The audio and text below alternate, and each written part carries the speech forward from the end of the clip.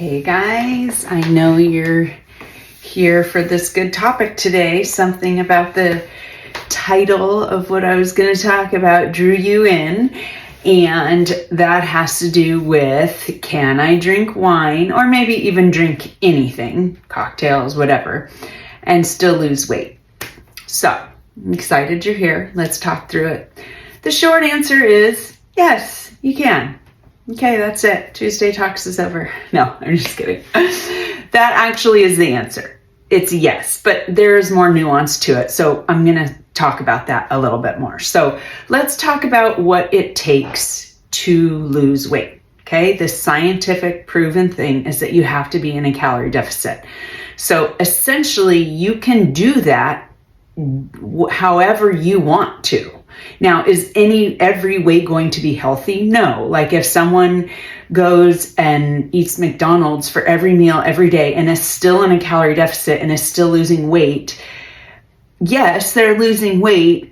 Would I encourage that? No, right? Because they're not getting the fiber and the whole greens and the whole food and everything that they need to be successful with their fat loss. But can they lose weight? Yeah, if they're in a calorie deficit, they can. I mean, if you're old like me, you remember Jared from Subway, right? He decided to eat Subway for every meal and then he lost weight.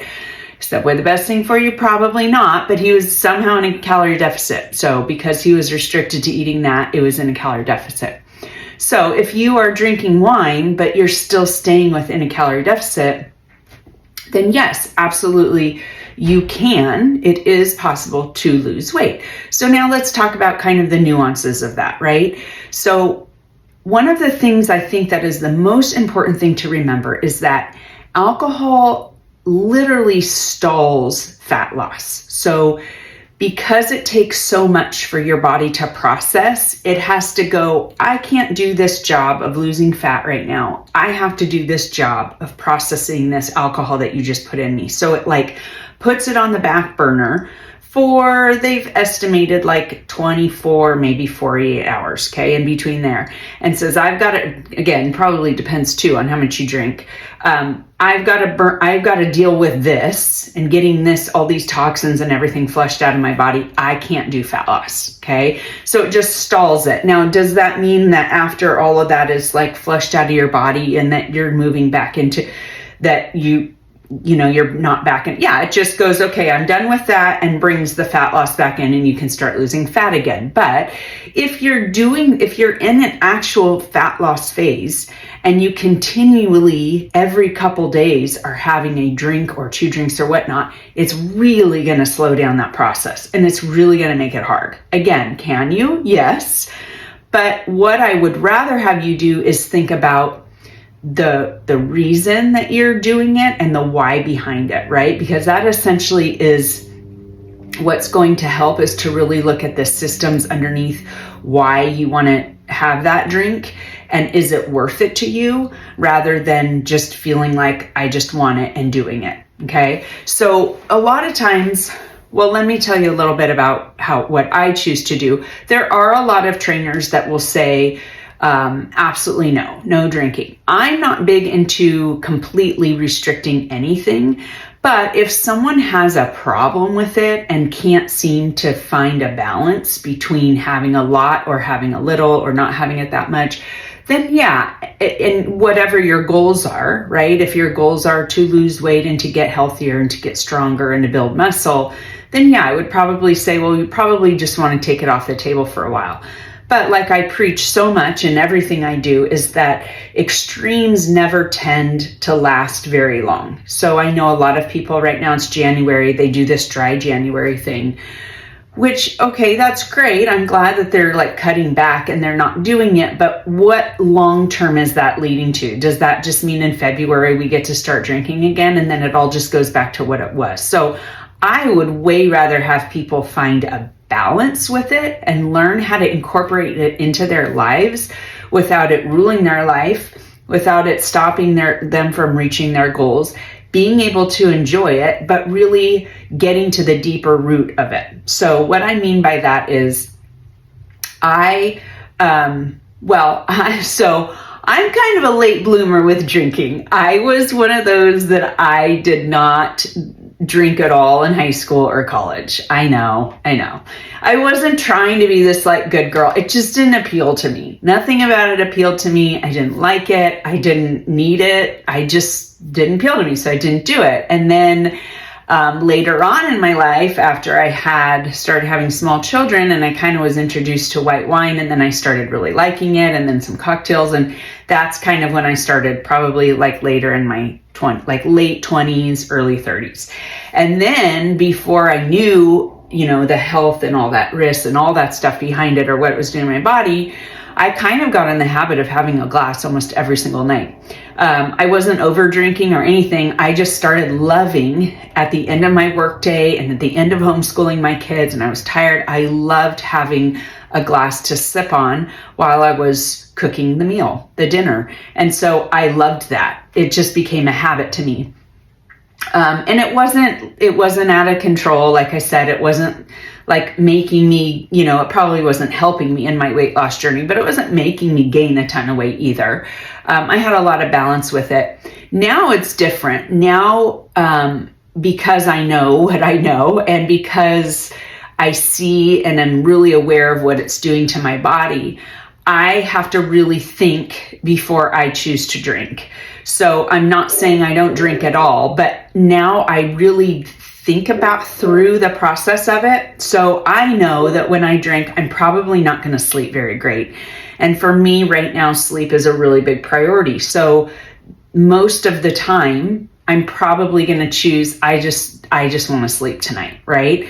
So, and the other thing is I'm really, really trying to build muscle right now. I'm in a muscle building phase, and I know that doesn't really help because there's a lot of reasons it doesn't help. My body, again, is trying to work through the wine and is going to inhibit my muscle growth, but it's also going to make me more tired the next morning. Again, if I don't sleep well, I'm even more tired, so my lift is not good. So for me, I just have to think through. Now, there are certain times that I'm like, you know what? I know it's not going to be great, but it's a Friday. Maybe I'm not lifting tomorrow. I just really feel like one right now. I really feel like a glass of wine. I'm out with friends, and then I think through that process and I make the decision that it is worth it to me, but I've thought through it. So that's one of the things too I really encourage my clients to do with all their eating and their drinking is think through it. Is it worth it? Because a lot of times, a little bit of a tangent here, but a lot of times, like I know this for myself, there'll be like food sitting out, or like, my kids had a donut and they have some left over. And my first thing that I want to do is kind of just reach out and grab it and take a bite of donut, right? That's like our instinct is like, ooh, yum, But I've learned as I've gone through a lot of this process of coaching people and everything and for myself, that a lot of times it's not worth it. Like I do it and then I later think, did I really enjoy that? Like, did I really want it that much? And then there are some times when I'm like, yes, absolutely, that was great. There are other times, oh my gosh, sorry. Okay, sorry about that. I don't know where that came from. There are other times that it is worth it. I'm like, oh, that was really good. I really enjoyed that little bite of donut with my coffee. So, but that's part of taking back control, is actually going through the thought process of, do I really want this? How is it going to make me feel? And how is it going to get me closer or further from my goals, right? The other thing too about drinking is that if you're drinking especially if you're drinking excessively, sometimes even 2 glasses of wine or 2 cocktails can do this, but your decision-making skills kind of go out the window. So I know there's a lot of people that once they start drinking, their decisions around food just tank.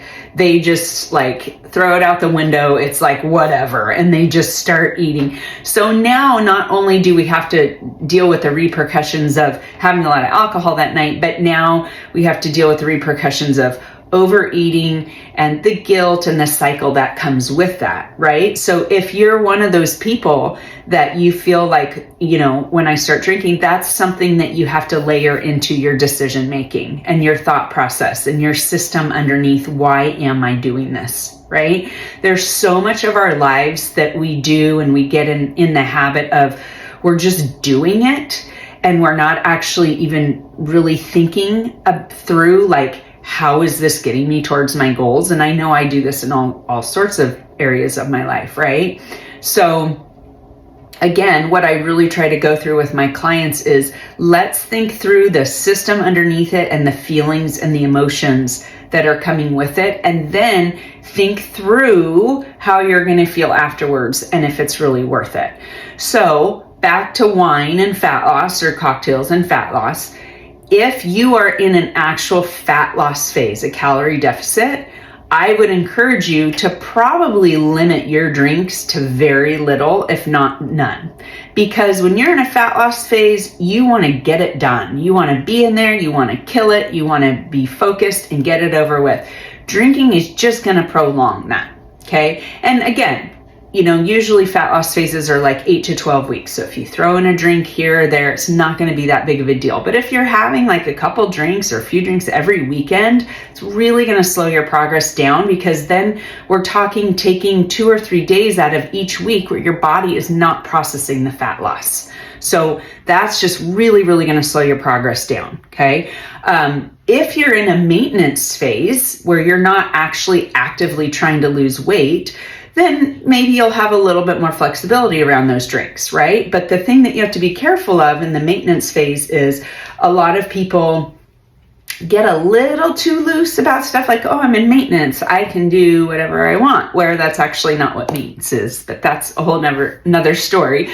But you just want to be careful that you're still balancing it out and not having it all the time, if that's your goals, right? Is to stay healthy and not gain weight.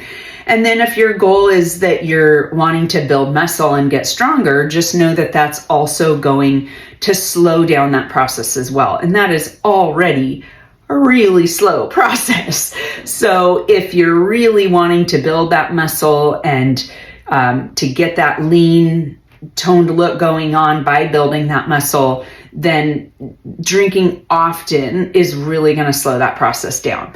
So really what I want you to focus on is balance between it, right? And choosing what you want to do according to your goals at the time. And that will change from season to season in your life, but you're taking back control because you're making the decision. You're not just letting your intuition of, yes, I'm going to drink, it's there, or yes, I want that glass of wine because I have one every night.